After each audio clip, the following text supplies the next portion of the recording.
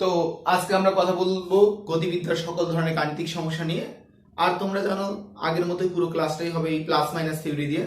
অতএব যারা plus minus থিওরিটা খুব ভালো করে বোঝোনি, আগের ভিডিওটা খুব ভালো করে আগে দেখে নাও। আমরা এটা দিয়ে আস্তে আস্তে আমরা ইনশাল্লাহ সামনের দিকে আগাবো। তাহলে আমরা শুরুতেই যে জিনিসটা বুঝতে হবে, দেখো ভাইয়া তুমি কোন শ্রেণীতে পড়ো? একাদশ শ্রেণী। বলো তো দেখি, একাদশ শ্রেণী এখানে কয়টা শ্রেণী? জাস্ট একটা শ্রেণী। তার মানে একাদশ সেকেন্ড, এটা কয় সেকেন্ড? 1 সেকেন্ড। কিন্তু তুমি কত বছর ধরে পড়াশোনা করতেছো? তুমি কিন্তু 1 বছর ধরে পড়াশোনা করো না, তুমি ক্লাস 1 থেকে একাদশ, তার মানে 11 বছর ধরে পড়াশোনা করতেছো। তার মানে 11 মানে কি? এটা কি জাস্ট না, এটা 0 থেকে 11।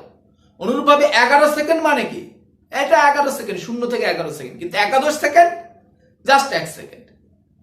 অনুরূপভাবে আমরা যদি আরেকটা উদাহরণ দিই, আমি যদি বলি পঞ্চম সেকেন্ড, তার মানে পঞ্চম সেকেন্ড বলি আর 5তম সেকেন্ড বলি, এটা কয় সেকেন্ড? জাস্ট এটা হচ্ছে 1 সেকেন্ড। এটা নির্দিষ্ট 1 সেকেন্ড সময়। কিন্তু আমি যদি বলি 5 সেকেন্ড, এটা কি 1 সেকেন্ড? না, এটা হচ্ছে 0 থেকে 5, তার মানে এটা হলো মোট 5 সেকেন্ড। এই জিনিসটা তোমার খুব ভালো করে বুঝতে হবে। আমরা যেটা বলছিলাম একাদশ সেকেন্ড, একাদশ যদি বলি বা 11তম যদি বলি, তাহলে এটা কি জাস্ট 1 সেকেন্ড, অনলি 1 সেকেন্ড। কিন্তু আমি যখন বলবো 11 সেকেন্ড, তার মানে এটা কি?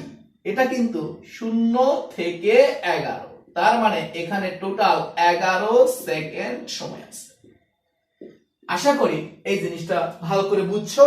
আর আমরা এই যে এখানে st u + ½ * 2t - 1 এই সূত্রটা ব্যবহার করি 1 সেকেন্ডে অতিক্রান্ত দূরত্ব বের করার জন্য, অর্থাৎ নির্দিষ্ট 1 সেকেন্ড বা তম সেকেন্ডে অতিক্রান্ত দূরত্ব বের করার জন্য আমরা ব্যবহার করি এই সূত্রটা। আর এই সূত্রগুলো ব্যবহার করি এই 11 সেকেন্ড, 5 সেকেন্ড, অর্থাৎ মোট সময়ে অতিক্রান্ত দূরত্ব বের করার জন্য। তাহলে যখনই আমাদের তম সেকেন্ড ব্যাপারটা আসবে, তখন আমরা যে সূত্রটা ব্যবহার করব সেটা হচ্ছে st = u + ½ a * 2t - 1।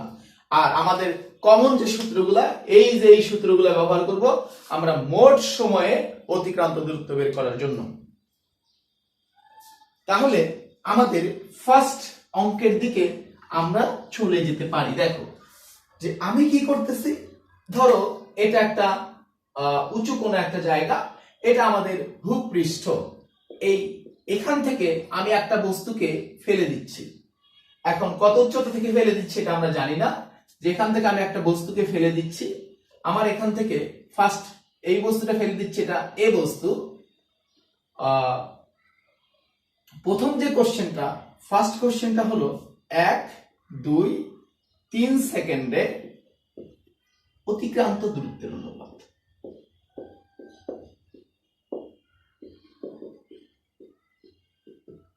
এটা হচ্ছে আমাদের ফার্স্ট কোশ্চেন। আমি যদি সেকেন্ড কোশ্চেন বলি, প্রথম, দ্বিতীয়, তৃতীয় সেকেন্ডে অতিক্রান্ত দূরত্বের অনুপাত, এটাও তোমাকে বের করতে বলছে। 3 নম্বরে আরেকটা ক্লু দিছে যে শেষ সেকেন্ডে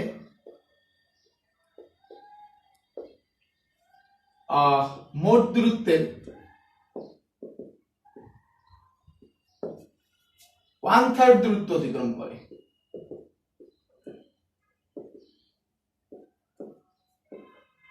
অতিক্রম করে। এখান থেকে তোমাকে বের করতে বলছে দুটা জিনিস। 1 নম্বর মাটিতে পৌঁছতে সময়,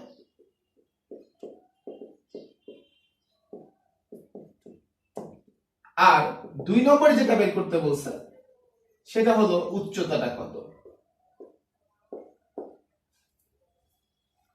আমরা আরো কিছু প্রবলেম সলভ করব, আগে এগুলা সলভ করি। দেখো আমরা যদি 1 নম্বর প্রবলেমের কথা চিন্তা করি, 1 নম্বরে বলছে 1, 2, 3 সেকেন্ডে অতিক্রান্ত দূরত্ব, এবং এটা কিসের? প্লাস মাইনাস থিওরি অনুযায়ী এই সূত্রটা কি হবে? যেহেতু নিচের দিকে পড়তেছে তাহলে g+, আর এইচ হচ্ছে আমাদের ক্ষেত্র এইটা এইচ হচ্ছে শুরু থেকে শেষ, তার মানে এই দিকে, আর আমি বস্তুও ফেলে দিছি এই দিকে। তাহলে আমাদের সূত্রটা হবে h = u + ut + ½ gt², কারণ u + 0+ আর v = হবে u + জিটি, এটা তোমরা জানো। তাহলে যেহেতু আমাদের এটা মুক্তভাবে পড়ন্ত বস্তু, মুক্তভাবে পড়ন্ত বস্তুর জন্য আমাদের আদিবেগ কত? 0।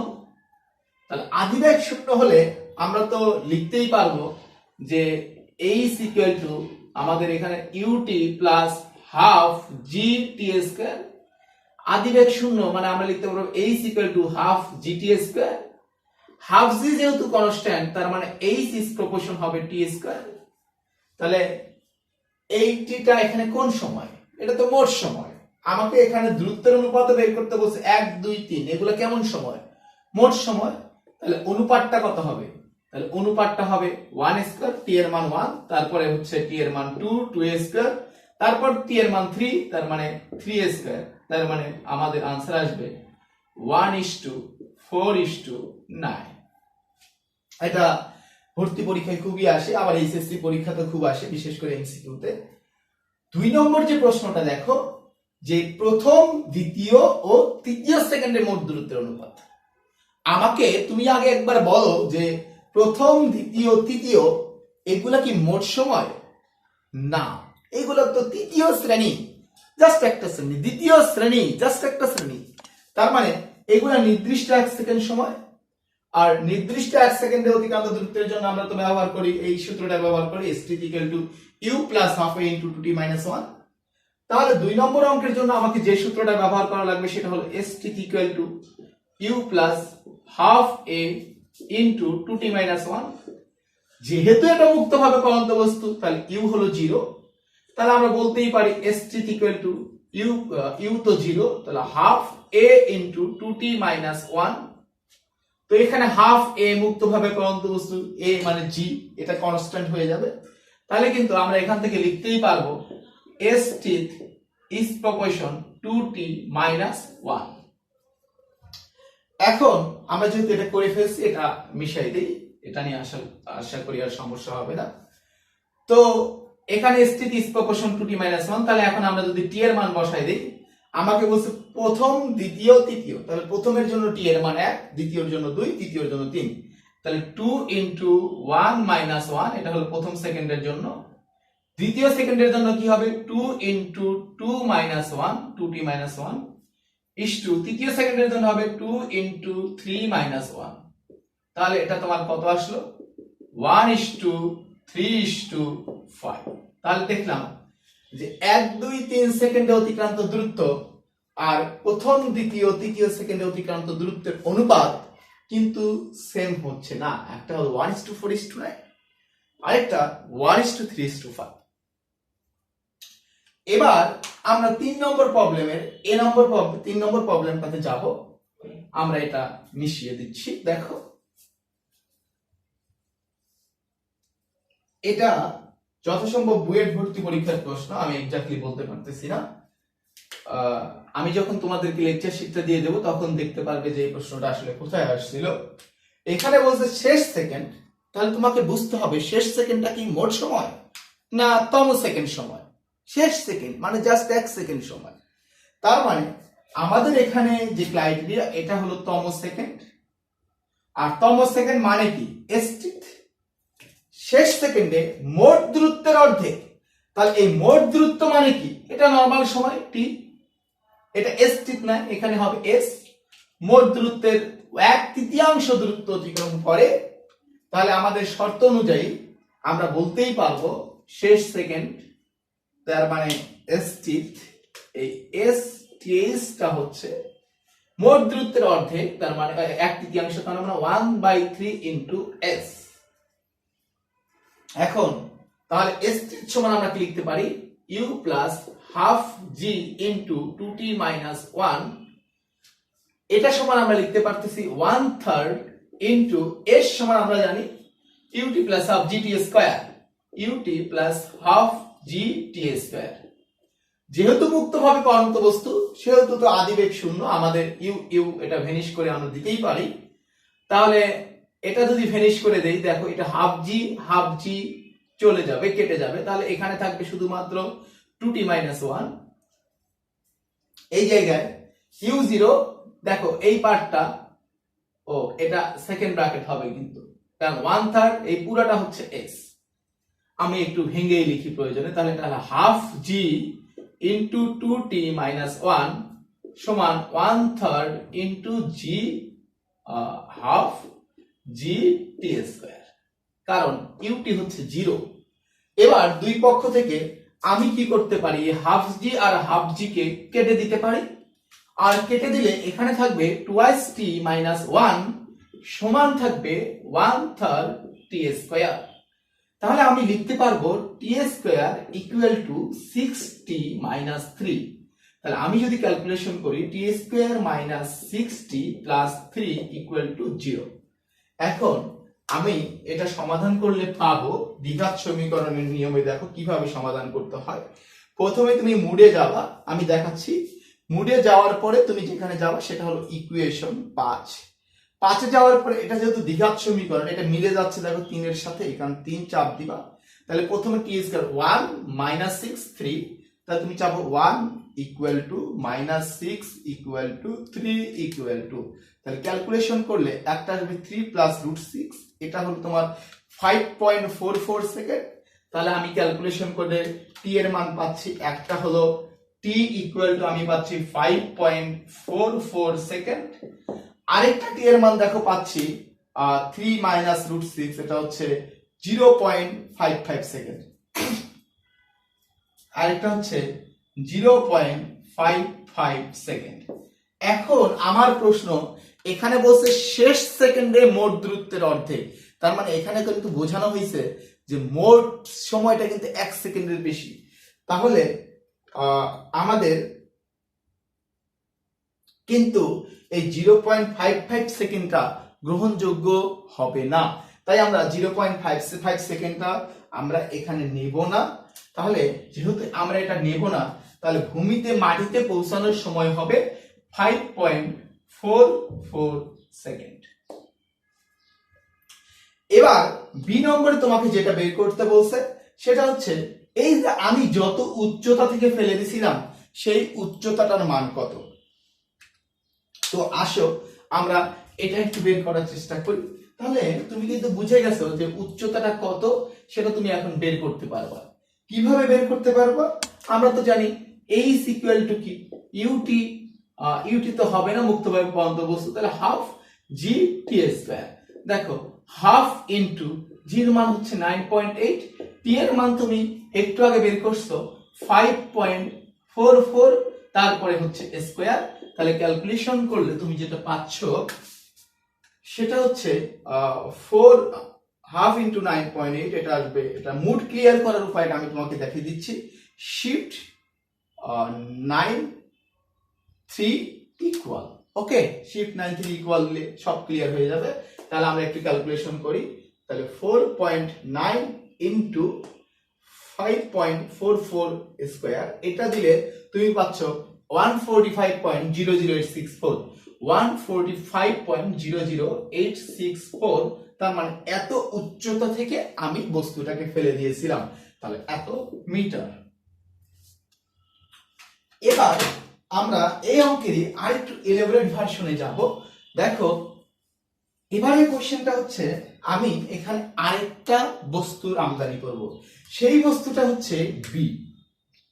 এবার আমি আরেকটা বস্তুর আমদানি করতেছি, সেটাকে কি বি। আমি এই বি বস্তুটাকে এই নিচের দিকে 10 মিটার পার সেকেন্ড বেগে নিক্ষেপ করতেছি, 10 মিটার পার সেকেন্ড, একই উচ্চতা থেকে। দেখো আমার এবার তোমার যে কোশ্চেনটা হবে সেটা হচ্ছে 3 পর্যন্ত যেহেতু করছিলাম, 4 নম্বর প্রশ্নটা হবে যে এই যে এ বস্তু আর বি বস্তুর দুইটার পড়ার সময়ের ব্যবধান কত। তাহলে এ ও বি এর ভূমিতে আঘাতের সময় ব্যবধান। দেখো আমরা কিন্তু অলরেডি বের করে ফেলছি এ বস্তুটা ভূমিতে আঘাত করে 5.44 সেকেন্ড পর। তাহলে এ বস্তুটা ভূমিতে আঘাত করতে সময় লাগতেছে 5.44 সেকেন্ড। এখানে লক্ষণীয় এ কিন্তু ছিল মুক্তভাবে পড়ন্ত বস্তু, এটাকে কিন্তু আমি শুরুতে কোনো বেগ দেই নাই, কিন্তু বি বস্তুকে আমি এইভাবে নিক্ষেপ করছি। আমি যখন এইভাবে নিক্ষেপ করছি, আগে এ বস্তু কিভাবে ছেড়ে দিছিলাম, ঠাস করে জাস্ট এভাবে আমি ছেড়ে দিছিলাম। কিন্তু বি বস্তুর ক্ষেত্রে কি করছি, ঠাস করে এখানে এভাবে নিক্ষেপ করছি, আদিবেগ দেয়া হয়েছে। তার মানে দুটো কিন্তু একই কনসেপ্টে হবে না। এটাতে আদিবেগ শূন্য হলেও এখানে কিন্তু আদিবেগ শূন্য না। তার মানে বি বস্তুর ক্ষেত্রে আমরা যে জিনিসটা দেখব, বি এর জন্য এখানে h equal to u t plus half g t square, এখানে কিন্তু আদিবেগ আছে। তাহলে আমরা দেখি যে বি বস্তুটা পড়তে কত সময় নেয়, আমরা একটু বের করে ফেলি। দেখো এখন বির ক্ষেত্রে আদিবেগ কত, 10, টিটা তো আমরা জানি না, যোগ হাফ ইন্টু জি এর মান হচ্ছে 9.8 আর টি স্কয়ার, তাহলে ক্যালকুলেশন, আর এইচ এর মান আমরা বের করছি 145.00864, 145.008, তাহলে ক্যালকুলেশন করলে 145.008 সমান হচ্ছে 10t যোগ 4.9 টি স্কয়ার, বা 4.9 t square minus plus 10t minus 145.008 equal to 0। তাহলে আমরা এটা একটু আগের মতো ইকুয়েশনে গিয়ে সলভ করে ফেলি। তোমরা দেখো, মনে করো মুডে যাবা, তারপর 5 চেপে ইকুয়েশনে যাবা, তারপর তুমি 3 চাপবা, 3 চাপার পরে ডায়লগ বক্স আসবে, এর মান কত দেখো 4.9, বির মান 10, সির মান মাইনাস 145, তাহলে এর মান হলো 4.9, তারপরে তুমি চাপতেছো 10, তাহলে এটা হচ্ছে 10 আর এটা হচ্ছে কত মাইনাস 145.008, তাহলে আমরা ক্যালকুলেশন করলে একটা মান পাচ্ছি 4.514, তাহলে টি এর একটা মান আসতেছে, টি এর একটা মান আসবে 4.514 সেকেন্ড, কারণ এটা দ্বিঘাত সমীকরণ, দুইটার মান আসবে। আর একটা মান আসতেছে মাইনাস 6.55 সেকেন্ড, মাইনাস 6.55 সেকেন্ড। আর একটা ছোট্ট বাচ্চাও কিন্তু জানে সময়ের মান কখনোই ঋণাত্মক হতে পারে না, তার মানে এই নেগেটিভ মানটা কিন্তু আমরা নিতে পারতেছি না। তাহলে আমাদের নেওয়ার সময় এক্সাক্ট সময় কোনটা, t ইকুয়াল টু 4.514 সেকেন্ড। তাহলে আমরা দেখলাম এ বস্তু মাটিতে পড়তে সময় নিল 5.44 সেকেন্ড, 5.44 সেকেন্ড, আর বি বস্তু মাটিতে পড়তে সময় নিল 4.514 সেকেন্ড, 4.514 সেকেন্ড।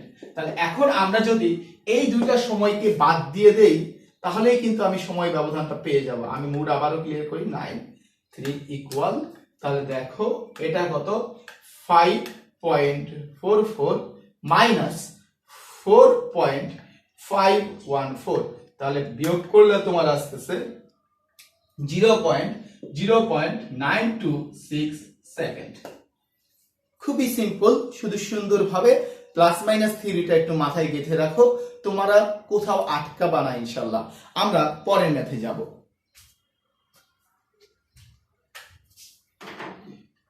দেখো আমি পরের প্রশ্নে যে জিনিসটা দেব সেটা হচ্ছে, আমি এখানে আরেকটা বস্তু ইন্ট্রোডিউস করব। সেটা কেমন, আমি এবার আরো একটা বস্তুকে সি, আরেকটা বস্তু যেটাকে আমি এখান থেকে ধরো আমি একটু করি যে সি আরেকটা বস্তু যেটা আমি এই দিকে 10 মিটার পার সেকেন্ড বেগে নিক্ষেপ করছি, এটা হলো সি বস্তু 10 মিটার পার সেকেন্ড। তাহলে আমার প্রশ্নটা হচ্ছে, এই সি বস্তুটা এই ভূমিতে ফিরে আসতে কত সময় লাগবে। আমি 5 নম্বর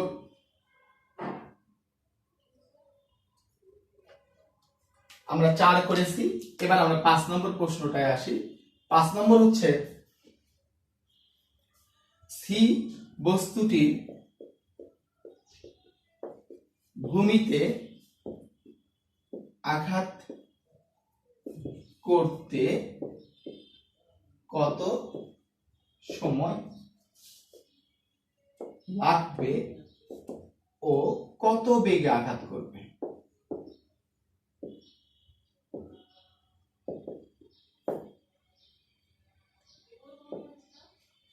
করবে। তুমি এবার একটা জিনিস খেয়াল করো, আমরা এর আগের ক্লাসে যে জিনিসটা শিখছিলাম সেটা হচ্ছে সমান সমান উচ্চতায় বেগ সব সময় কি হয়, সমান হয়। এটা সব সময় তুমি মাথায় রাখবে, সমান সমান উচ্চতায় বেগ সব সময় সমান হয়। তার আগে এটা আসলে কোন শ্রেণীর বস্তু আমাদের প্লাস মাইনাস থিওরি, সেই জিনিসটা আমরা একটু ক্লিয়ার করে নিই। দেখো যে আমাদের এখানে এই বস্তুর ক্লাসিফিকেশনে হচ্ছে যে আমার এখান থেকে একটা বস্তুকে নিক্ষেপ করতেছি, তাহলে এইচ এর দিকটা কি, এই যে নিচে পড়তেছে, তাহলে এইচ এর দিকটা হচ্ছে এই দিকে, এই দিকে এইচ। এখন আমাদের সূত্রটা হলো h equal to u t plus u t আর হচ্ছে হাফ জি টি স্কয়ার।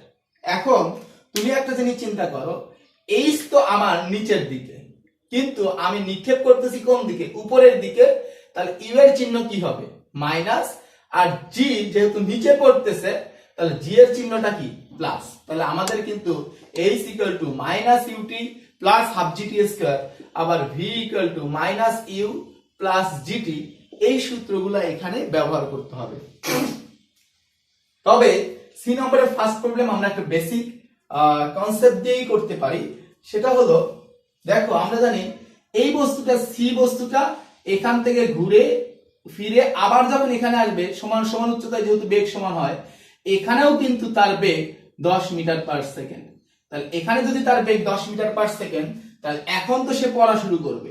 তাহলে এখন যদি পড়া শুরু করে তাহলে আমরা কিন্তু চিন্তা করতে পারি আদি বেগ হচ্ছে 10, আর এটা পড়বে কত উচ্চতায়, এটা পড়বে কত উচ্চতায়, 145.00864 মিটার সে নিচে নামবে। আর আমরা এর আগে দেখছি যে এই বি বস্তুটা এখানে পড়তে কিন্তু মিশে ফেলছি না। আচ্ছা তাহলে আমরা এটার বেসিক সূত্র দিয়েই করি।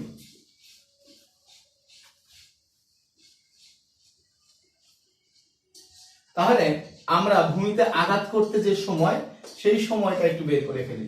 দেখো এটার জন্য আমাদের সূত্রটা হচ্ছে h equal to minus u t plus half g t square, এটা একটা সূত্র।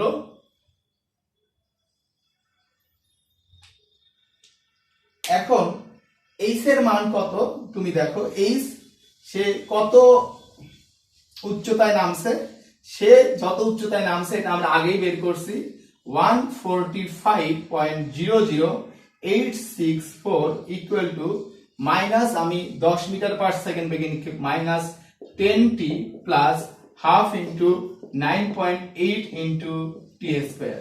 তাহলে আমরা ক্যালকুলেশন করলে আমরা পাবো যে 4.9 t square plus 10t minus 145.00864 equal to 0। তাহলে আমরা দ্বিঘাত সমীকরণটাকে আবার ইকুয়েশন নিয়মে গিয়ে সলভ করি, তাহলে আমাদের কিন্তু সময়গুলো বের হয়ে আসবে। 3 নম্বরে যাই, দেখো তাহলে প্রথমে কত, 4.9 ইকুয়াল টু বি কত 10 আর সি কত মাইনাস 145.00864। তাহলে ক্যালকুলেশন করলে তোমার আসতেছে একটা হলো 4.5144 সেকেন্ড, আরেকটা হচ্ছে আমরা এখানে একটু ভুল করছি, এটা কিন্তু মাইনাস, এটা আগের কাল, এটা মাইনাস। তাহলে আমরা একটু আবার ঠিক করে করি, এটা হচ্ছে -10, তাহলে -10, তাহলে এটা ক্যালকুলেশন করলে আসছে একটা হলো 6.55।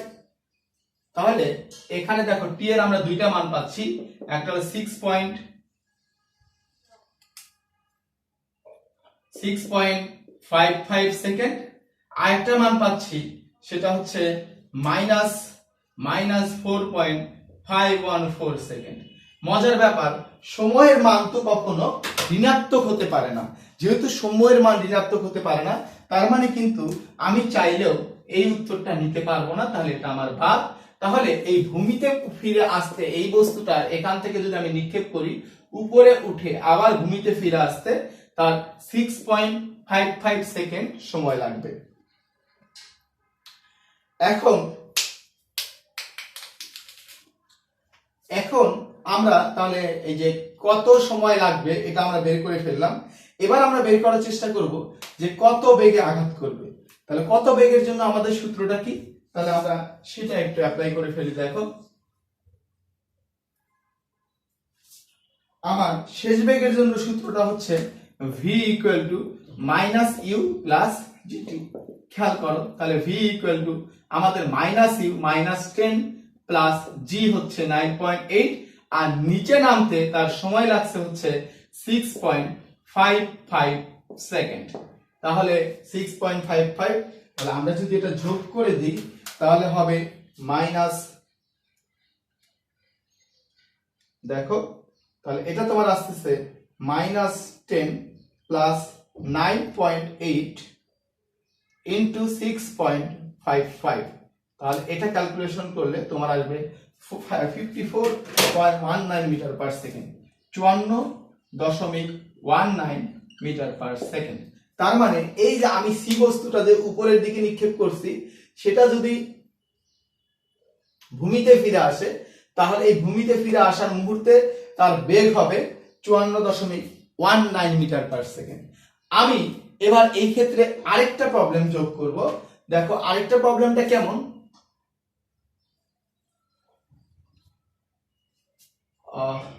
এটা যত সম্ভব ছিল 145, উচ্চতাটা আমরা বের করছিলাম, এটা আমাদের লাগবে পরবর্তীতে 145.008। ভুল হলে আমি এটা দিয়ে করি, তোমরা তো বুঝতে পারবা। এই উচ্চতাটা আমরা বের করছিলাম, তো ও হ্যাঁ 145.008।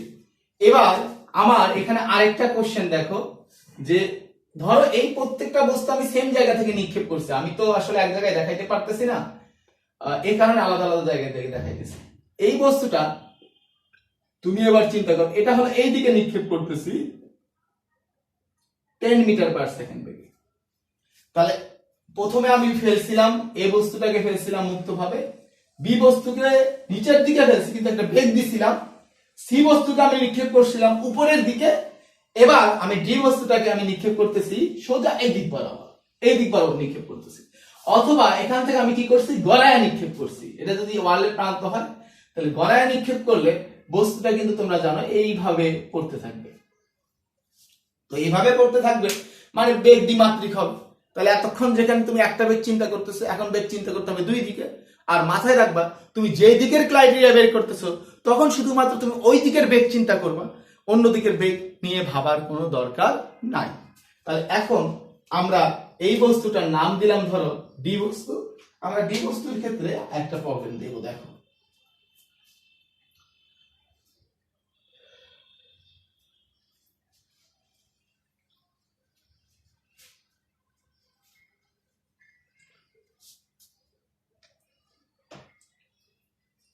আমার এটা যত সম্ভব 7 নম্বর প্রবলেম হতে যাচ্ছে। 7 নম্বর প্রবলেমে তোমাকে বলছে যে ডি বস্তু কত দূরে গিয়ে ভূমিতে আঘাত করবে,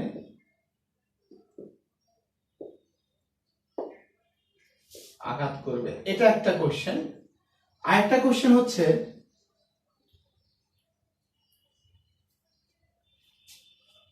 আমি এখানে বলি 7, 8 এ ও ডি কে একই সময়ে নিক্ষেপ করলে কে আগে মাটিতে পড়বে।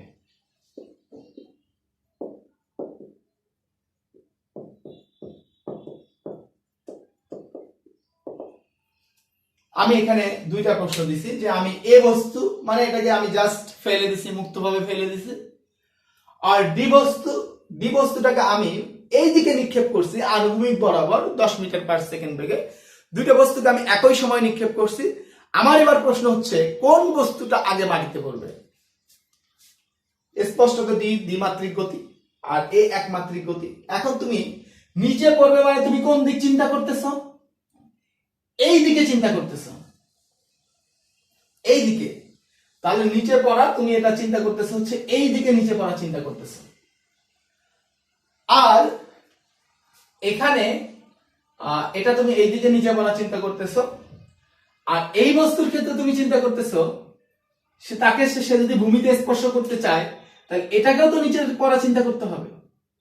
তাই 10 মিটার পার সেকেন্ড তার কোন বেগ? ডি বস্তুর ক্ষেত্রে আনুভূমিক বেগ, কিন্তু তার এই নিচের দিকের আদিবেগ কত? 0। তাহলে এইটারও কিন্তু নিচের দিকের আদিবেগ ইকুয়াল টু 0। তার মানে এটারও ক্রাইটেরিয়া কিন্তু একদম মুক্তভাবে পড়ন্ত বস্তুর মতোই, মুক্তভাবে পড়ন্ত বস্তুর মতো। কেননা কারণ এই দিকে 10 মিটার পার সেকেন্ড, কিন্তু নিচের দিকে তার আদিবেগ কত? নিচের দিকে তো কোনো বেগ ছিল না, 0। তাহলে নিচের দিকের বেগ 0, ত্বরণের মান তো জি থাকবে। ঠিক আছে, তাহলে এই জায়গায় এইচ এর মানও সেম। আমাদের সূত্রটা কি?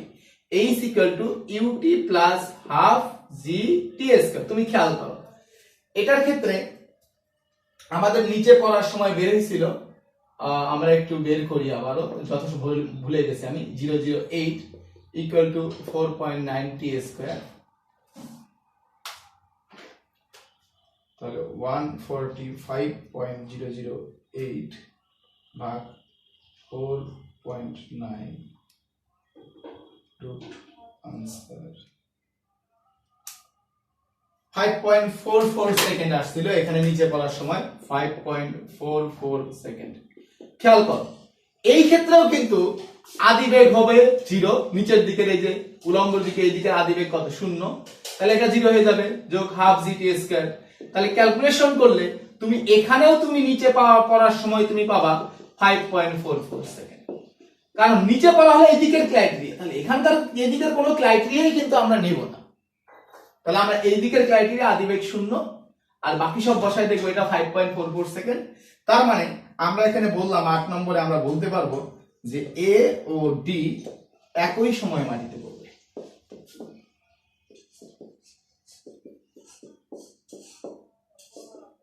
খেয়াল করো, এ আর ডি আমরা বুঝলাম একই সময় মাটিতে পড়বে।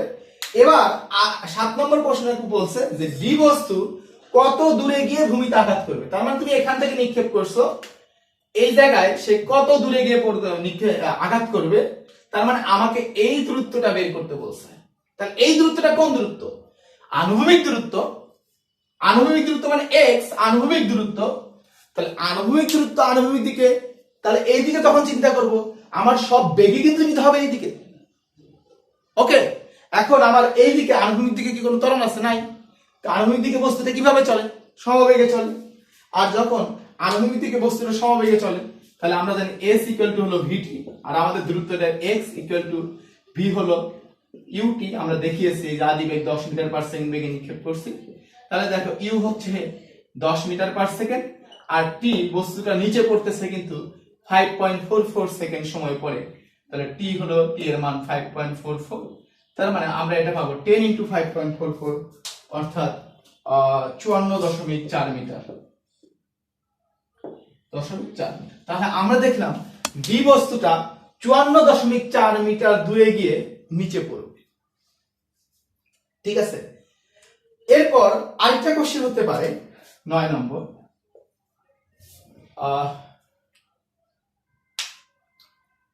যে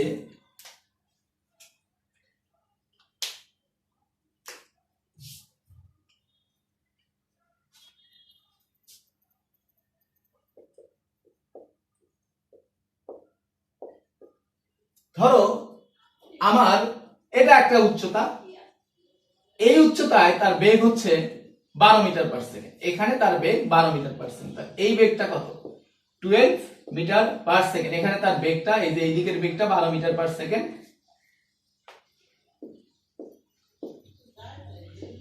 12 মিটার পার সেকেন্ড। আমার প্রশ্ন তাহলে সে এখানে কত উচ্চতায় আছে?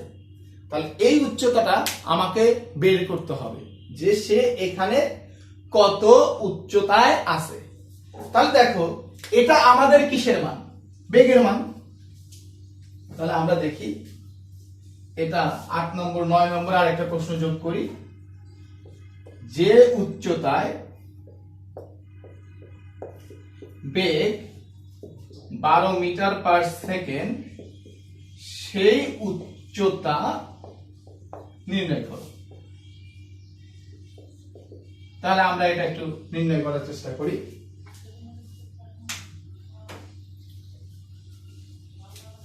তো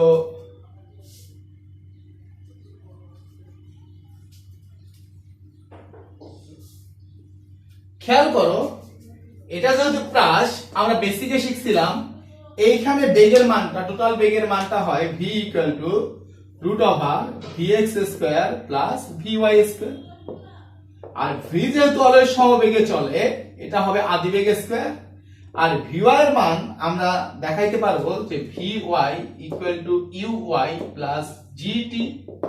তাহলে uy তো 0, উলম্ব দিকে তার আদি বেগ 0, আর gt এটা শুধুমাত্র gt, তাহলে এটা হলো gt স্কয়ার। তাহলে আমরা যদি এখন একটু ক্যালকুলেশন করি, তুমি খেয়াল করো, এটা হচ্ছে 12 স্কয়ার, এটা হবে স্কয়ার করে দিলে রুট থাকবে না, ইউ এর মান হলো 10 স্কয়ার যোগ gt স্কয়ার, জি এর মান হলো 9.8 ইনটু t হোল স্কয়ার। এখন 9.8 কে স্কয়ার করলে হয় 8 কে স্কয়ার করলে হয় হচ্ছে 96.04। তাহলে আমি যদি ক্যালকুলেশন করি 96.04 টি স্কয়ার, এটা হলো 100 প্লাস 100 মাইনাস 144 ইকুয়াল টু 0। তাহলে আমি ক্যালকুলেশন করলে পাবো হচ্ছে 96.04 টি স্কয়ার। ক্যালকুলেশন করলে যেটা পাবো 96.04 টি স্কয়ার, এটা সমান পাবো 44। তাহলে টি স্কয়ার এর মান হবে 44 ভাগ 96.04, 0.58 0.458। তাহলে ক্যালকুলেশন টি এর মান আমাদের আসবে, রুট আনসার করলে আসবে, তোমরা দেখবা 0.676 সেকেন্ড। তাহলে আমরা দেখলাম যে সে এখান থেকে 0.676 সেকেন্ড সময় নিচে নামার সময় পাইছে। তার মানে এখান থেকে তার এখানে আসতে 0.676 সেকেন্ড সময় লাগছে। আমরা তো এই ক্যালকুলেশন করে এটাই বের করলাম যে এই জায়গায় আসতে তার সময় লাগছে 0.676। তার মানে এই উচ্চতা, সে এই 0.676 সেকেন্ডে যে উচ্চতায় নামবে সেটাই হবে এই দূরত্বটা। তাহলে আমরা এই দূরত্বটা বের করে ফেলি। তাহলে দেখি, খেয়াল করো, অতএব 0.676 সেকেন্ডে ডি বস্তুটি নামে h equal to half gt square। তাহলে হাফ ইন্টু 9.8 ইন্টু 0.676 স্কয়ার। দেখো, তাহলে হাফ 4.9 ইন্টু 0.676 স্কয়ার, 2.239 মিটার। এটা ক্যালকুলেশন করলে আসবে 2.239 মিটার। এখন আমার প্রশ্ন, উচ্চতা মানে তো আর উপর থেকে উচ্চতা বোঝানো হয় না, উচ্চতা বলতে বোঝায় সে ভূমি থেকে কত উচ্চতায়। তাহলে উপর থেকে উচ্চতাটা আমরা পাইলাম 2.239, আর আমাদের টোটাল উচ্চতাটা হলো 145.008। তাহলে আমাদের মোট উচ্চতাটা, তাহলে এই জায়গায় ভূমি থেকে উচ্চতাটা কত হবে? তাহলে অতএব ভূমি হতে উচ্চতা হবে equal to 145.008 minus 2.239 মিটার। তাহলে এটা আমরা বিয়োগ করলে কত উচ্চতায় বেগ 12 মিটার পার সেকেন্ড সেটা আমরা বের করতে পারবো। তো কঠিন কিন্তু কোনো কিছু না, আমরা এখানে সব ধরনের কোশ্চেন সলভ করছি, শুধুমাত্র থিওরি কিন্তু একটাই, প্লাস মাইনাস থিওরি।